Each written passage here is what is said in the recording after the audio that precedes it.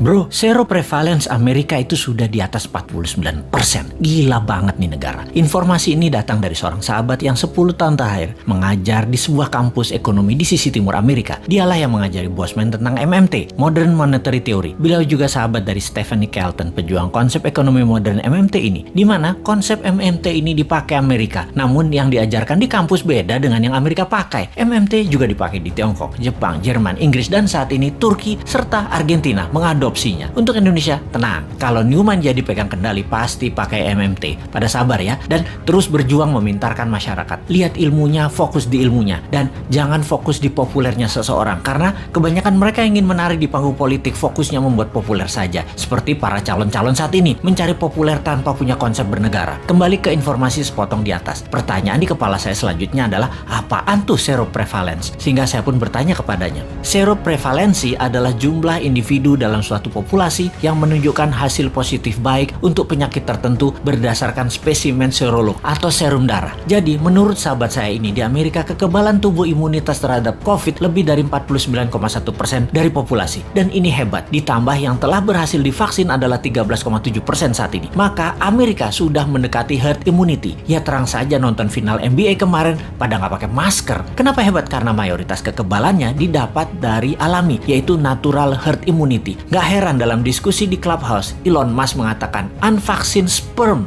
50 years from now are more precious than gold. Yang dalam arti sederhananya adalah sperma manusia yang tidak divaksin lebih tinggi nilainya dibanding harga emas 50 tahun lagi. Oke, wis jangan dipercaya omongan Elon Musk. Itu hanya omongan manusia oportunis. Sing bener pejabat saat ini, maha bener. Kita harus dukung terus demi utuhnya NKRI sampai masanya new mind tiba. Sing sabar ya. Kalau pandemi corona adalah bencana alam natural disaster, maka sesungguhnya kesembuhan alami adalah herd immunity natural juga untuk mengalahkannya. Sungguh, strategi yang terbaik adalah dari alam oleh alam. Kalau COVID adalah man-made disaster. Ada dua strateginya. Nego dengan yang mengendalikan dan ikuti maunya mereka. Atau tantang mereka. Tantang perang puputan. Tantang perang sampai mati. Pakai vaksin sendiri. Pakai imunoterapi. Pokoknya jangan pakai vaksin asing aja. Wani ora. Kalau nggak berani ya seperti saat ini. Ikuti aja protokol globalis. Dilanjut oleh teman saya tadi. Jadi kalau Amerika pakai vaksin mengatasi herd imunitas secara mayoritas itu hoax. Itu hoax. Bener. Pakai vaksin. Tapi hanya minor. Hanya palingan 20-30%an saja, yang 30%an nanti yang alami. Amerika pakai natural imunitas terbanyaknya. Lalu saya bertanya, kalau Tiongkok menangani COVID pakai vaksin ya? Dijawab olehnya, belum tentu. Tiongkok itu rezim komunis, nggak ada transparansi dan akuntabilitas bagi siapapun dari luar negeri bisa mengakses kebenaran informasi yang Tiongkok berikan. Siapa yang bisa memverifikasi berita kalau society dibungkam di sana? Banyak ahli-ahli luar Tiongkok mau fact finding masuk ke Tiongkok, nggak bisa, ditolak Beijing. Sebaiknya kita tidak consider data Tiongkok sebagai data utama. Semua data dari Tiongkok itu dari pusat partai komunis. Semuanya dialterate, diubah sesuai untuk kepentingan propaganda yang menguntungkan Tiongkok. Bisa saja ternyata Tiongkok juga pakai natural herd immunity, namun dipropagandakannya pakai vaksin. Taunya Tiongkok menyehatkan warganya dengan multivitamin dan mineral, sementara vaksin diekspor keluar sebagai dagangan internasional. Jadi Tiongkok kayak Amerika juga. Jangan-jangan 60%-nya pakai natural herd imunitas, sisanya vaksin. Siapa yang tahu? Banyak negara tergocek globalis cabal agar pakai vaksin mayoritasnya. Yang natural imunitasnya dibatasi. Memang tidak deadly atau mematikan menggunakan vaksin itu. Vaksin faktanya memang mengurangi fatality kematian. Tetapi sisi lain, ya kita jadi korban ekonomi. Jadi miskin. Kita jadi buyer beliin vaksin terus. Ya, semoga salah lagi nih data dari Tiongkok dan globalis kali ini. Tapi data seroprevalence yang dari Amerika mah bener.